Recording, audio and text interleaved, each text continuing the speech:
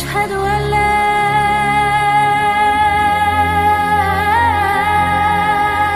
إله إلا الله. Ma'asyiral muslimat yang dimuliakan Allah Subhanahu wa taala. Bab tawakal ini adalah bab yang sangat penting sekali untuk kita kaji. Karena bab ini menjelaskan tentang hakikat tauhid yang sesungguhnya. Di mana hakikat tauhid yang sesungguhnya adalah seseorang menyandarkan diri kepada Allah Subhanahu wa taala.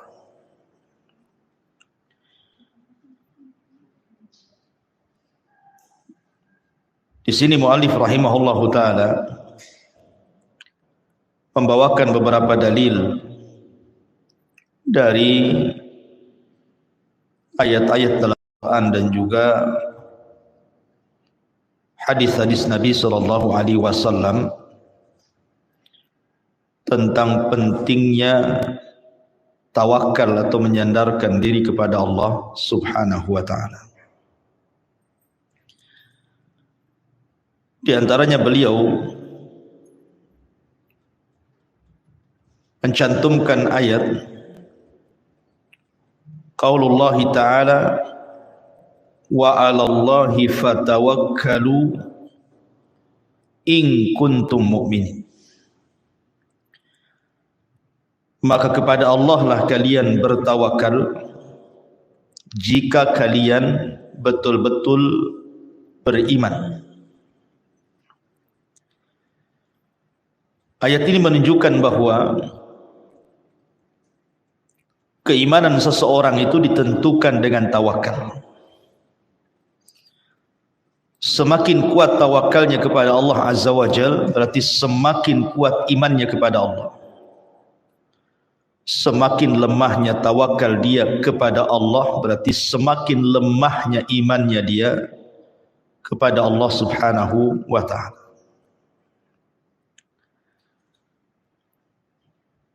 Ada beberapa kisah yang menarik seputar tawakal.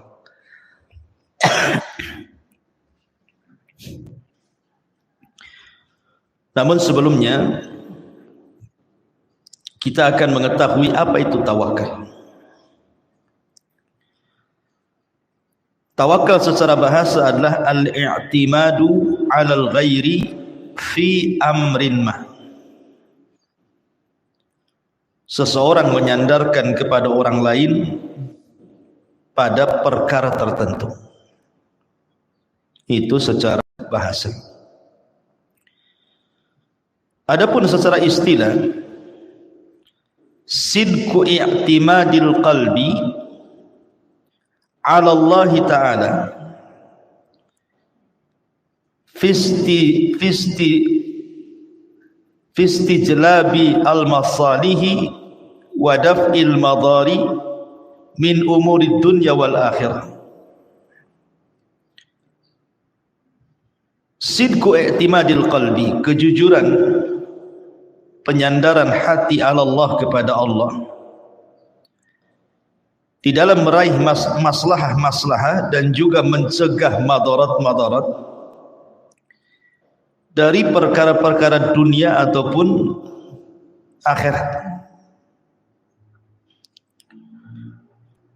Dari definisi ini kita tahu bahwa tawakal adalah menyandarkan secara mutlak hati kita kepada Allah Subhanahu wa ta'ala di dalam meraih sebuah manfaat ataupun mencegah sebuah madarat.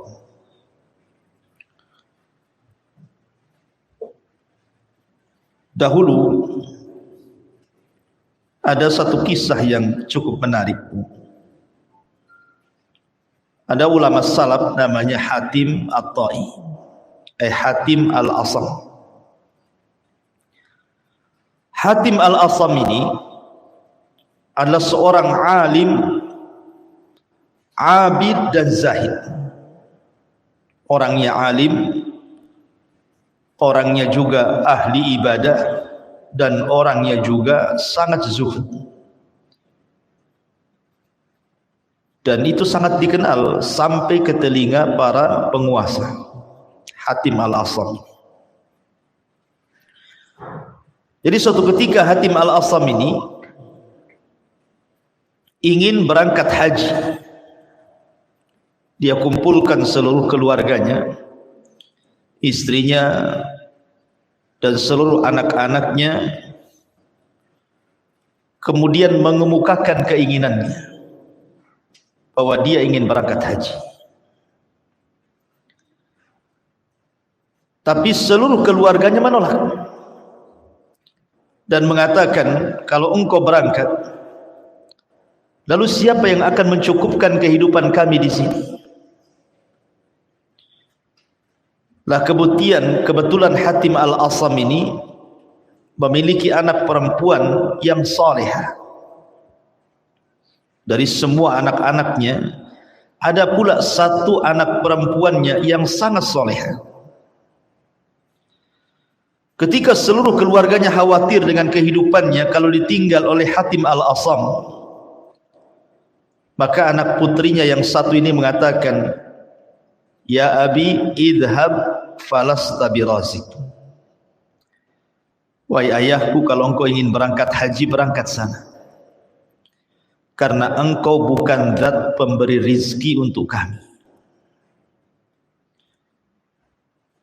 Maka kemudian Hatim Al-Asam pun merasa tenang dengan salah satu putrinya ini. Berangkatlah Hatim Al-Asam ini untuk melaksanakan haji. Dan kita tahu bahwa haji di zaman dulu itu kan bukan haji seperti hari ini, bisa berbulan-bulan. Kemudian setelah kemudian Hatim Al-Asam ini berangkat meninggalkan keluarganya, maka keluarganya mulai cemas-cemas dan menyalahkan salah satu putrinya ini dan mengatakan bahwa ini semua gara-gara kamu. Coba kamu tidak mengatakan pergilah, tentu kehidupan kami tidak susah seperti ini. Lalu apa yang kita akan makan nanti setelah habis bekal ini? Maka akhirnya putrinya di malam hari dia pun tahajud. Kemudian setelah sholat dia berdoa kepada Allah Subhanahu wa ta'ala dan mengatakan, "Ya Rabb, Engkau sudah membiasakan kepada kami dengan rizki, dengan keberadaan ayah kami di tengah-tengah kami. Maka janganlah hinakan diriku di tengah-tengah keluargaku." Ma'asyiral muslimin yang dimuliakan Allah Azza wa Jalla, rupanya doa sang putri Hatim Al-Asam ini melesat ke langit dan didengar oleh Allah Subhanahu wa ta'ala. Kebetulan pemimpin daulah di zaman itu sedang berputar-putar melihat-lihat daerah bersama para pejabat dan para prajuritnya. Kemudian tiba-tiba sampai di depan rumahnya Hatim Al-Asam ini. Tiba-tiba sang raja, sang khalifah atau sang penguasa bersin dengan sangat keras sekali. Kemudian sang raja mengatakan kepada salah satu ajudannya, "Tolong carikan air untukku." Akhirnya sang ajudan pun kemudian mencari rumah yang bisa dimintai air untuk minum. Rupanya ajudan ini sampai pula di rumah Hatim Al-Asam ini. Kemudian dengan senang hati keluarga Hatim Al-Asam pun memberi air bersih untuk diberikan minum kepada penguasa tadi.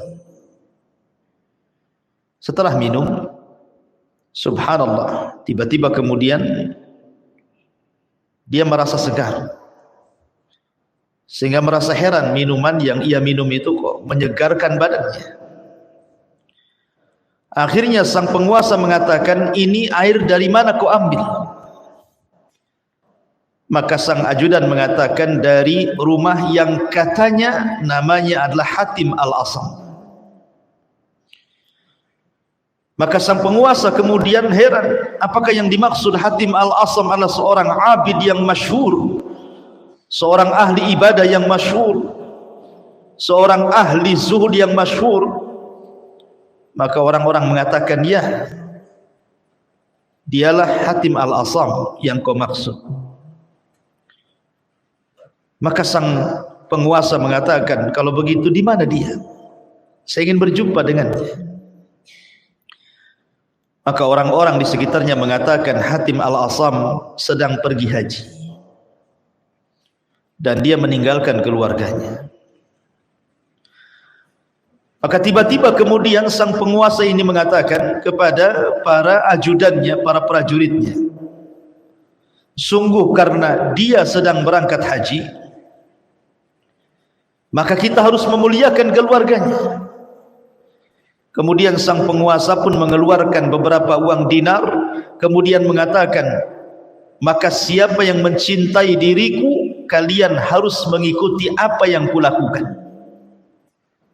Akhirnya kemudian para ajudan raja yang lainnya pun mengeluarkan uang dinar, kemudian dikumpulkan, kemudian diserahkan kepada keluarga Hatim Al-Asam ini. Maka dia mendapatkan harta yang paling banyak yang ada di kampung itu. Lihat bagaimana Allah Subhanahu wa ta'ala mengabulkan doa anak putri Asam ini, Hatim Al-Asam ini. Kemudian setelah sang penguasa pergi bersama ajudan yang lainnya, tiba-tiba kemudian anak perempuan Hatim Al-Asam ini menangis. Kemudian keluarganya mengatakan, ya fulanah, kenapa kau menangis? Kita mendapatkan harta banyak dari penguasa. Kemudian anak putrinya mengatakan kepada keluarganya, subhanallah, ada seorang makhluk yang memandang kita, kemudian kasihan dengan kita, kemudian dia pun memberikan kekayaan kepada kita. Ini baru satu makhluk. Bagaimana kalau yang memandang kita bukan makhluk, tetapi Khalik, Allah Subhanahu wa ta'ala? Maka kekayaan mana lagi yang lebih melimpah dibandingkan yang Allah anugerahkan kepada kita? Dari kisah ini, Bu, kita diajarkan tawakal. Wa man yatawakkal 'ala Allah fahuwa hasbuh. Barang siapa yang bertawakal kepada Allah, maka cukuplah Allah sebagai pelindung kita. Tidak perlu khawatir. Kemudian kisah yang lain, di zaman Amirul Mukminin Umar bin Khattab radhiyallahu anhu. Umar bin Khattab radhiyallahu anhu berjumpa dengan seorang bapa yang sedang menggandeng putranya.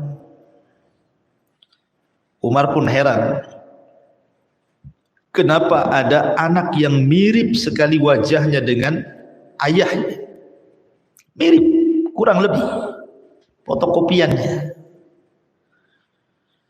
Sehingga kemudian Umar bin Khattab radhiyallahu anhu bertanya kepada sang ayah ini, kenapa sampai mirip tuh anaknya dengan dia? Akhirnya kemudian sang ayah bercerita di hadapan Amirul Mukminin Umar ibn Khattab radhiyallahu anhu. Apa kisahnya? Dia mengatakan, ya Amirul Mukminin, dahulu aku punya istri yang sedang hamil dan mengandung, dan ketika itu kehidupan kami serba kekurangan. Maka aku mengatakan kepada istriku yang sedang hamil, akan niatku untuk bekerja di tempat yang cukup jauh. Istriku melarangku karena tahu dia dalam kondisi hamil tidak mau ditinggalkan diriku.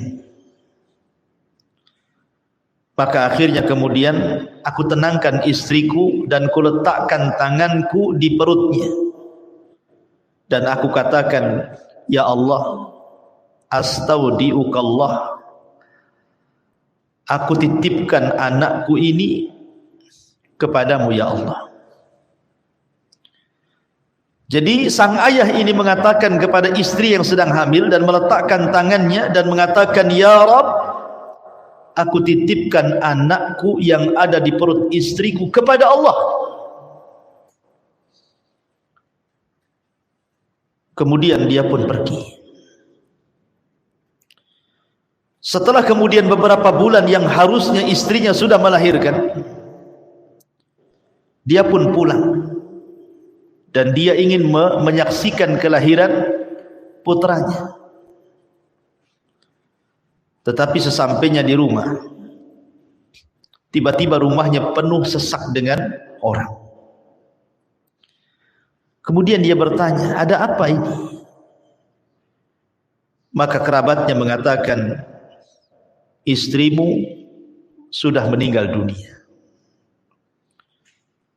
Maka dia pun mengatakan, inna lillah wa inna ilaihi raji'un. Kemudian keluarga ini menceritakan kepada sang suami ini dan mengatakan, tahukah kamu bahwa ada peristiwa yang luar biasa yang terjadi kepada istrimu saat meninggal? Maka meninggal dunia. Kemudian kami kuburkan bersama anakmu yang ada di perutnya itu, karena kami sangka dua-duanya meninggal dunia. Setelah kami kuburkan, tiba-tiba di hari pertama kuburannya keluar asap. Kemudian di hari kedua keluar asap lagi. Kemudian di hari ketiga keluar asap lagi. Maka kami heran. Akhirnya kami gali kuburan istrimu. Rupanya setelah kami gali sampai akhirnya kemudian sampai di dasar lahat. Maka kami melihat istrimu sedang terduduk dan di hadapannya ada bayimu yang baru melahirkan. Subhanallah, istrinya tetap mati, menyelamatkan. Dan tidak pernah menyanyiakan kepada siapapun yang menyandarkan perwasalam. Ada seorang laki-laki dari Bani Israel yang selalu menghina Nabi Musa. Jadi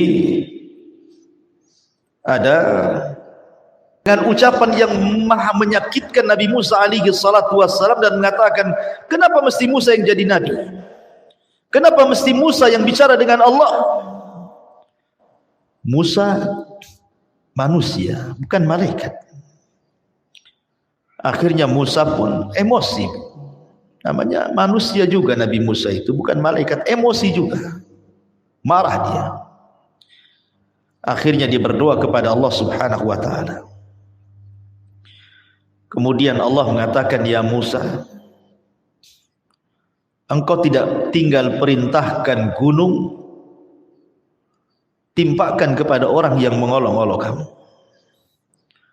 atau engkau tinggal perintahkan bumi suruh telan orang itu, atau engkau tinggal perintahkan lautan suruh ditimpakan lautan ke kepalanya. Terserah makhluk mana yang kau perintahkan, aku akan perintahkan makhluk itu menurut kata-katamu. Akhirnya kemudian Nabi Musa pun agak tenang. Tiba-tiba kemudian dia berjumpa lagi dengan orang yang bicara seperti itu lagi. Musa, kenapa mesti engkau yang jadi nabi dan rasul? Musa, kenapa mesti engkau yang bicara dengan Allah, kenapa bukan yang lainnya? Akhirnya Musa pun memerintahkan bumi dan mengatakan, ya ard ibla'i, wahai bumi, telanlah orang ini. Akhirnya kemudian orang ini pun ditelan bumi. Tiba-tiba bumi kemudian belah. Kemudian dia dan kekayaannya masuk ke dalam bumi. Kemudian dia mengatakan, ya Musa, aku bertobat. Aku tidak akan mengolok-olok kamu, tapi selamatkan aku. Maka Musa mengatakan, wahai bumi, telan dia. Akhirnya dia semakin dalam ke dalam bumi dan dia berteriak-teriak, ya Musa, tolong aku. Sampai akhirnya bumi pun menenggelamkan dirinya dan seluruh kekayaannya. Wa khasafna bihi wa bidarihil arda. Kami tenggelamkan dia dan seluruh kekayaannya ke dalam bumi. Kemudian Allah katakan kepada Musa, ya Musa, kalau seandainya dia yang ditenggelamkan diriku mengucapkan ya Allah bukan ya Musa, niscaya aku akan selamatkan dia. Kalau seandainya dia mengucapkan ya Allah bukan ya Musa, niscaya aku akan selamatkan dia. Tapi karena dia memanggil-manggil Musa bukan memanggil-manggil Allah, maka dia tidak selamat. Dari sini kata para ulama, lihat, siapapun yang meminta kepada Allah, menyandarkan diri kepada Allah, tawakal kepada Allah, ya Rabb, maka pasti Allah subhanahu wa ta'ala akan menjadi pelindungnya. Lah inilah hakikat daripada tawakal namanya. Ini kisah-kisah tadi itu bicara tentang hakikat tawakal. Nabi SAW mengatakan, lau antum tatawakkaluna 'ala Allah haqqa tawakkuli laruziktum kama yurzaqut tayr. Kalau kalian betul-betul tawakal kepada Allah Subhanahu wa taala, niscaya kalian akan diberikan rizki seperti burung Allah berikan rizki. Yaghdu himasan, taghdu himasan wa taruhu bitana. Dia pergi dalam kondisi lapar, pulang dalam kondisi kenyang. Begitulah hakikat daripada tawakal. Orang yang kuat tawakalnya kepada Allah, dia tidak pernah takut kepada siapapun kecuali kepada Allah. Tetapi orang yang kurang tawakalnya kepada Allah, pasti dia banyak takutnya. Takut masa depannya, takut akan kehidupan anak-anaknya, takut akan kehidupan ekonominya, takut akan segala-galanya. Bagaimana nanti anak-anaknya, bagaimana nanti kehidupannya, bagaimana nanti makan minumnya, dan begitu seterusnya. Orang yang tidak pernah tawakal hidupnya kepada Allah dan menyandarkan kepada makhluk, maka tidak akan mendapatkan ketenangan selamanya. Ketika seorang istri hanya menyandarkan kehidupannya kepada suami bukan kepada Allah, maka hidupnya tidak akan tenang. Sandarkan kepada Allah bukan kepada suami. Suami itu hanya sebab saja. Ma'asyiral muslimat yang dimuliakan Allah Subhanahu wa taala. Di sini muallif rahimahullahu taala mengatakan, wa 'alallahi fatawakkalu in kuntum mu'minin. Kepada Allah lah kalian bertawakal jika kalian betul-betul orang-orang yang beriman. Kemudian juga Allah mengatakan, innamal mu'minuna alladzina idza dzukirallah wajilat qulubuhum wa idza tuliyat alaihim ayatuhu zadatuhum imana wa ala rabbihim yatawakkalun. Sesungguhnya orang-orang yang beriman adalah orang-orang yang apabila disebut-sebut Allah bergetar hatinya, dan apabila dibacakan pada mereka ayat-ayat Allah bertambah keimanannya, dan juga atas Rabb mereka bertawakal kepadanya. Di sini juga menunjukkan bahwa sifat orang-orang yang beriman adalah orang-orang yang senantiasa bertawakal kepada Allah Subhanahu wa taala. Perintah tawakal di dalam Islam itu mencakup segala perkara. Bahkan saat tidur saja, Bu, saat ibu tidur, Nabi SAW mengajarkan satu doa yang isinya tawakal semua. Apa kata Nabi SAW dari hadis Bara bin Azib radhiyallahu anhuma? Kata Nabi SAW, "Idza ataita madja'aka fatawadda'a wudu'aka lis-shalah, thumma taji 'ala syikil ayman." Kata Rasul, apabila engkau hendak pergi ke pembaringan, ke tempat tidurmu, berwudulah seperti wudumu untuk salat, kemudian berbalinglah ke lambung sebelah kanan. Tsumma qul, kemudian katakan, Allahumma aslamtu wajhi ilaika wa fawwadtu amri ilaika wa aljahtu dhahri ilaika raghbatan wa rahbatan ilaika la malja'a wa la manja minka illa ilaika amantu bi kitabika alladhi unzil wa bi nabiyyika alladhi ursil fa in mitta min lailatika fa anta 'alal fitrah waj'alhunna akhira ma tatakallamu bi. Dalam riwayat, fa in mitta 'alal fitrah fa in ishta 'ala khairin. Kata Nabi SAW, apabila sudah berwudu, wudumu untuk salat, kemudian engkau membaringkan dirimu ke lambung sebelah kanan, kemudian engkau berkata, ya Allah, aku serahkan wajahmu kepadamu, aku serahkan urusanku kepadamu, aku serahkan punggungku kepadamu, rasa harap dan takut hanya kepadamu, tidak ada tempat lari dan tidak ada tempat selamat kecuali kepadamu. Aku beriman dengan kitabmu yang kau turunkan, dengan nabimu yang kau utus. Maka jika kita sudah membaca ini, kata Rasul, kalau engkau mati dan tidak hidup lagi besoknya, maka engkau mati di atas fitrah. Tapi kalau engkau dihidupkan, maka engkau hidup di atas kebaikan. Lihat, di dalam hadis ini Nabi SAW mengajarkan kepada kita, hatta dalam masalah tidur sekalipun, Bu, kita disuruh untuk bertawakal kepada Allah, dengan menyerahkan kehidupan kita saat tidur kita kepada Allah. Dan siapapun yang bertawakal saat tidurnya, kemudian Allah takdirkan di pagi harinya dia meninggal dunia, maka dia meninggal di atas fitrah. Artinya fitrah tanpa dosa, husnul khatimah. Tapi kalau dia dihidupkan kembali oleh Allah di pagi harinya, maka Allah berikan kehidupan yang baik kepadanya. Lihat bagaimana buah daripada tawakal. Tidur saja kalau kita bertawakal, maka kita kalaupun meninggal di atas kebaikan, kalaupun hidup di atas kebaikan juga. Luar biasa.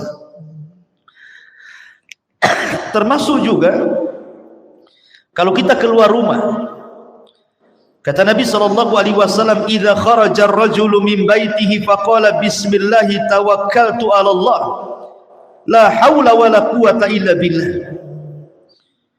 Apabila seseorang keluar dari rumahnya kemudian mengucapkan bismillah tawakkaltu 'ala Allah, la haula wala quwata illa billah, bismillah dengan menyebut nama Allah, aku bertawakal kepada Allah karena tidak ada daya dan kekuatan kecuali milik Allah, maka akan dikatakan kepada orang ini, hudita wa kufita wa wukita, maka engkau akan diberikan hidayah, engkau akan dicukupi, dan engkau akan dihindarkan dari keburukan syaitan. Subhanallah. Ibu kalau keluar rumah nih, kayak sekarang nih, bukan keluar dari rumah ke pengajian, kita kan tidak tahu kondisi rumah seperti apa, Bu, ya. Boleh jadi rumah itu kemalingan, boleh jadi rumah itu kebakaran, lupa mungkin matiin kompor, boleh juga kebakaran karena korsleting listrik gitu ya. Boleh juga karena mungkin ada musibah, ada gempa, ada apa, kita tidak tahu ya kan. Kita meninggalkan rumah walaupun tidak jauh ke pasar, ke pengajian, kita tidak tahu kondisi rumah kan. Yang bisa menjaga rumah kita hanyalah Allah. Makanya kenapa kita dianjurkan untuk menyerahkan rumah kita kepada Allah saat kita pergi kan, supaya rumah kita tidak diberikan keburukan, dan kita pun yang keluar rumah diberikan hidayah, dicukupi dan dijauhkan dari gangguan syaitan. Dan itu buah daripada tawakal. Luar biasa gitu ya. Ma'asyiral muslimat yang dimuliakan Allah Azza wa Jalla. Kemudian Allah juga mengatakan, ya ayyuhan nabi hasbukallah wa manittaba'aka minal mu'minin. Wahai nabi, cukuplah untukmu Allah sebagai pelindungmu dan orang yang mengikutimu dari orang-orang yang beriman. 3 ayat pertama ini dicantumkan oleh mu'alif rahimahullahu ta'ala dalam bab tawakal, menunjukkan bahwa tawakal itu ada erat kaitan dengan keimanan. Gitu ya Bu ya. Jadi kalau ibu makin kuat tawakalnya berarti makin kuat imannya. Ketika ibu makin lemah tawakalnya berarti lemah imannya. Kemudian setelah itu Allah Subhanahu wa taala berfirman, "Wa man yatawakkal 'alallah fahuwa hasbuh." Barang siapa yang bertawakal kepada Allah, maka cukuplah Allah sebagai pelindungnya. Kemudian mu'alif mencontohkan kisah tentang Ibrahim alaihi salatu wassalam dan kisah Rasul kita Muhammad sallallahu alaihi wasallam. Bagaimana kisah kedua nabi ini? Dikisahkan dari Abdullah ibn Abbas radhiyallahu anhu maqala, hasbunallah wa ni'mal wakil. Qalaha Ibrahim sallallahu alaihi wasallam hina ulqiya finnar. Wa qalaha Muhammadun sallallahu alaihi wasallam hina qalu lahu innan nasa qad jama'u lakum fahshawhum fazadahum imana wa qalu hasbunallah wa ni'mal wakil. Rawahul Bukhari wa Muslim. Dari Abdullah ibn Abbas radhiyallahu anhu mengatakan, cukuplah Allah sebagai pelindung kami karena dia sebaik-baik pelindung. Kata-kata ini hasbunallah wa ni'mal wakil diucapkan Ibrahim ketika dia dilempar ke dalam api, dan diucapkan oleh Muhammad sallallahu alaihi wasallam ketika dikatakan kepadanya sesungguhnya manusia sudah berkumpul hendak menyerang, takutlah kepada mereka. Maka bertambahlah keimanan dan mengatakan cukuplah Allah sebagai pelindung kami karena dia sebaik-baik pelindung. Jadi begini kisahnya. Ketika Ibrahim alaihi salatu wassalam diponis oleh penguasa Babil gara-gara menghancurkan berhala-berhala di zaman itu, dengan ponis dibakar hidup-hidup, maka sang penguasa Babil kemudian memerintahkan agar setiap rumah menyumbangkan 1 ikat kayu. Akhirnya kemudian kayu itu dikumpulkan di depan istana sehingga membumbung sampai setinggi istana. Maka mulailah dibakar kayu itu sampai kemudian apinya melebihi besarnya dan tingginya istana. Saking besarnya api itu. Kemudian Ibrahim alaihi salatu wassalam mulai dilempar dari manzani ke kobaran api itu. Saat melayang-layang Ibrahim di antara ketapel besar dan juga bara api yang siap menelannya, tiba-tiba para malaikat sudah siap untuk menolong Ibrahim. Bahkan pemimpin para malaikat Jibril dan juga Mikail menawarkan pertolongannya. Kemudian dikatakan kepada Ibrahim oleh malaikat ini, "Ya Ibrahim, mintalah pertolongan kepadaku," kata Jibril. Tetapi Ibrahim mengatakan, "Amma ilaika fala wa amma ilallahi fabala. Adapun harus meminta pertolongan kepadamu wahai Jibril, wahai Mikail, wahai para malaikat, tidak. Aku tidak akan meminta pertolongan kepada malaikat manapun. Tetapi kalau harus meminta pertolongan kepada Allah, kata Ibrahim, amma ilallah fabala. Adapun kepada Allah, ya, aku hanya meminta pertolongan kepada Allah subhanahu wa ta'ala. Kemudian Ibrahim mengatakan, hasbunallah wa ni'mal wakil. Cukuplah Allah sebagai pelindungku dan dialah sebaik-baik pelindung. Ketika Ibrahim mengucapkan kalimat ini saja, maka Allah katakan kepada Ibrahim, kul ya naru kuni bardan wa salaman ala Ibrahim.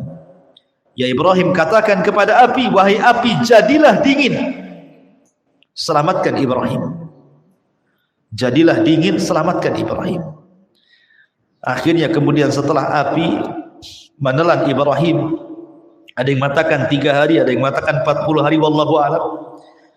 Setelah api padam, tiba-tiba kemudian manusia melihat rupanya Ibrahim masih hidup. Lihat bagaimana thamratu at-tawakkal. Ini disebut dengan buah daripada tawakal. Allah selamatkan Ibrahim karena tawakal dia kepada Allah Azza wa Jalla. Karena belum tentu kalau dia menyandarkan kepada para malaikat dia selamat. Tapi ketika dia menyandarkan kepada Allah zat penyelamat, maka Ibrahim pun diselamatkan. Lah ucapan yang sama, hasbunallah wa ni'mal wakil, itu pun diucapkan kepada Nabi oleh Nabi SAW saat Rasul mengalami kekalahan perang di perang Uhud. Kan perang Uhud itu kan kaum muslimin kalah. Rasul dihabarkan mati tetapi masih hidup. Akhirnya kemudian kaum muslimin banyak yang tunggang langgang lari dalam perang Uhud ini. Kemudian para sahabat pun setelah mengalami kekalahan, mereka pulang ke kota Madinah. Karena orang-orang musyrik Arab ini, Quraisy ini merasa bangga menang, mengalahkan Rasul dan pasukannya. Akhirnya kemudian dia ingin menghabisi Rasul dan pasukannya dengan mengirim pasukan yang jauh lebih besar dan ingin menyerang mereka di sebuah tempat namanya Hamrul Asad. Kemudian Abi Sufyan sebagai pemimpin mengatakan kepada seseorang yang dihantarkan untuk mengantarkan berita kepada Rasul, katakan kepada Muhammad bahwa kami orang-orang kafir Quraisy sudah menyiapkan pasukan besar untuk menyerang kedua kalinya setelah Uhud. Maka dihabarkan kepada Rasul bahwa orang-orang Quraisy sudah berkumpul dengan pasukan yang besar. Tetapi Rasul mengajarkan kepada para sahabat untuk tidak ciut, tidak takut. Maka bertambahlah keimanan Rasul dan kaum muslimin, dan mereka pun mengatakan hasbunallah wa ni'mal wakil. Cukuplah Allah, karena Allah lah sebaik-baik pelindung. Akhirnya mereka pun bergerak ke Hamrul Asad. Rupanya orang-orang Quraisy pun ketakutan dan pulang kembali ke Quraisy. Lihat bagaimana Allah berikan kekuatan kepada pasukan Nabi SAW yang kuat tawakalnya kepada Allah Subhanahu wa ta'ala. Inilah dalil-dalil yang dicantumkan oleh muallif tentang masalah tawakal. Tetapi di sini yang ingin saya katakan, kenapa muallif mencantumkan bab ini dan berkaitan dengan tauhid, bahwa kita tidak boleh tawakal kecuali kepada Allah. Karena banyak di masyarakat nih Bu ya, ada orang tawakal kemana? Ke orang-orang mati, ke kuburan-kuburan para wali, ke kuburan orang-orang soleh, tawakal kepada mereka.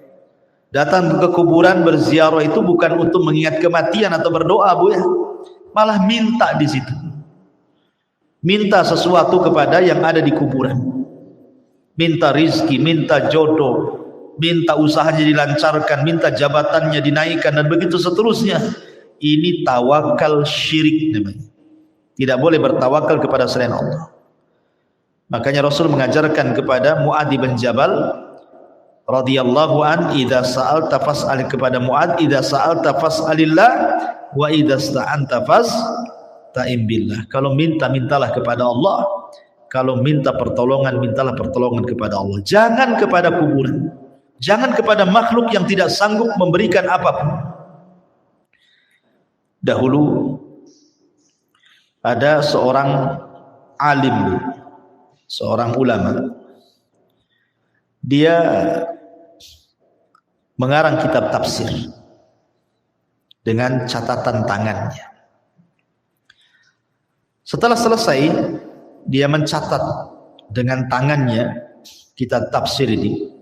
Jadi dia ingin mencetaknya dalam bentuk cetakan, bukan tulisan tangan. Akhirnya kemudian dia pun ingin berangkat ke kawannya yang jauh di sana. Kebetulan kawannya itu orang kaya. Mudah-mudahan dengan kekayaannya bisa menyisihkan uangnya untuk mencetak kitab tafsir yang dikaryanya lewat tulisan itu. Akhirnya di tengah jalan, kemudian dia berjumpa dengan orang. Kemudian ditanya, hendak pergi ke mana wahai fulan? Maka dia mengatakan, aku hendak pergi ke kawanku. Kebetulan saya punya karya tafsir dengan catatan tanganku dan ingin dicetak. Mudah-mudahan kawanku punya uang dan bisa mencetak dengan uangnya dan kita bisa membagi hasilnya. Akhirnya orang ini mengatakan, ya fulan, coba tafsirkan satu ayat kepadaku. Iyyaka na'bud wa iyyaka nasta'in. Hanya kepadamu ya Rabb kami beribadah dan hanya kepadamu ya Rabb kami meminta pertolongan. Akhirnya setelah dia mentafsirkan dua ayat itu, dia pun berpikir dalam hatinya, bodoh sekali diriku. Kenapa aku meminta pertolongan kepada temanku? Akhirnya tidak jadi dia. Dia pulang lagi ke rumahnya.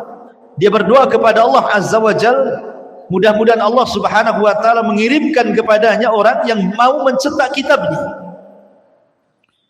Akhirnya kemudian datanglah beberapa hari setelahnya orang yang memang mencari-cari karya-karya orang untuk dicetak kemudian dibagi hasil. Sampailah kemudian orang ini ke rumah orang yang mengarang kitab tafsir itu. Akhirnya kemudian berjumpa, kemudian sepakat untuk dicetak dan bagi hasil. Akhirnya pun dicetak dan luar biasa. Bagaimana di sini diajarkan bahwa jangan meminta pertolongan kecuali kepada Allah, karena Allah lah yang akan menolong hamba-hambanya. Wallahu a'lam bishawab. Ini yang bisa saya sampaikan.